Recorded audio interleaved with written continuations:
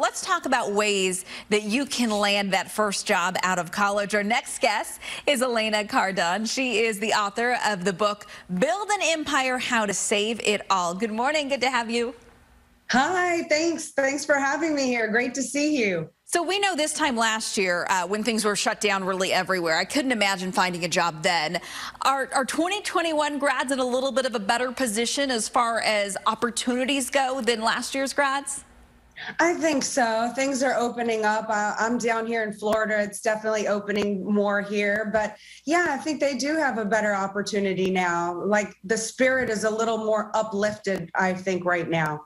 So let's talk about how you can position yourself to get that first job. You have 7 different tips so that these folks can succeed, the class of 21. And the first thing is get around successful people. So how do we define success and how do we find these folks?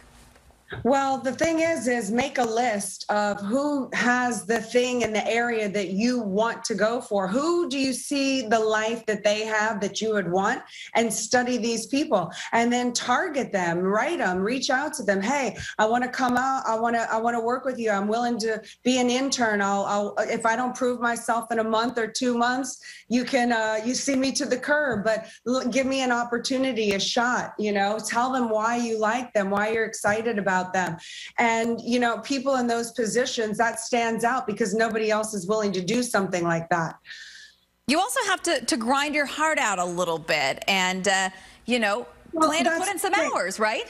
That's the thing, especially when you're new and you're just graduating high school. You're not entitled to have the rewards and the benefits that somebody, in a higher executive position has. So stop going into a job interview with, well, what are my benefits? When do I have off? But really provide, look, come in there and say, this is who I am. This is what I bring to the table. I love your company. And then be willing to walk the talk. So grind it out. Be the first one to show up, the last one to leave. Really prove yourself. Be willing to listen, learn, seek the information, find out what's needed and wanted, and deliver the product. That makes you stand out and puts you on the radar. Well, speaking of learning, you talk about never stop learning. And I know we think, especially when you're a senior, sometimes you're like, oh, I've been learning for 16 years, like I know what I'm doing. And you can't have that mindset.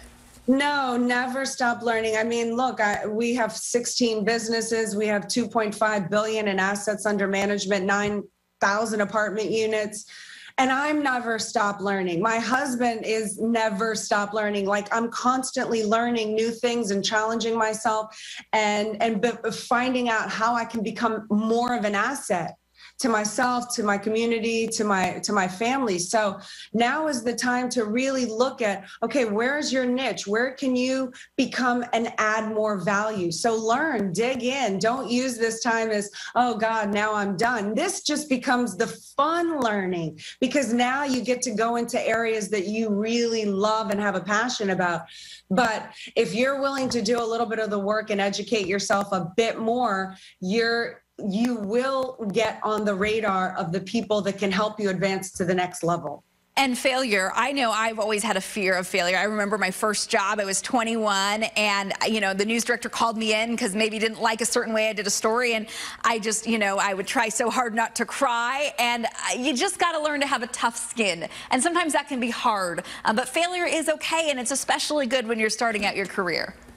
Yeah, I mean, everyone is going to go through that. There's no athlete, there's no successful person on the planet that hasn't experienced failures. So if you're not experiencing failures, you're not in the game. You're playing it way too safe. You need to figure out, where did I cross the line? Where did I fail? Why did I make that mistake? How can I adjust and pivot? Sometimes the failures and the mistakes that we've made has given me the ideas to some of the more genius ideas that have led to some of our biggest and most successful companies to date. So even though it's painful and I don't like to experience failure, and I don't say go for failure because I like wins, I'm going to be honest, but find out how to use the failures and convert them into something that you can turn into an asset and make it work for you. We're running out of time, but the other three things you mentioned is more than relationships, go big or go home. I love that saying, and develop No, your no, no, no, no. emotional. I say go bigger, go bigger. Okay, go bigger. There we go. There you go. Thank you And it's about it isn't about who you know. It's about who knows you. So what are you doing every single day to promote you? It's best known product, not best product. Best known product. Coca-Cola might not be the best product, but it's on every shelf around the world. It's the best known product. Get yourself known. Don't be afraid to share and talk about your products and services and exchange those with others. It's the only way to success. Elena, thanks for the uplifting message. Definitely good advice, not just for people in their, early to mid 20s, just graduating college, but for anybody out there. I think those are things that we all could probably do a little bit better at. So we appreciate your time. Always. Thank you.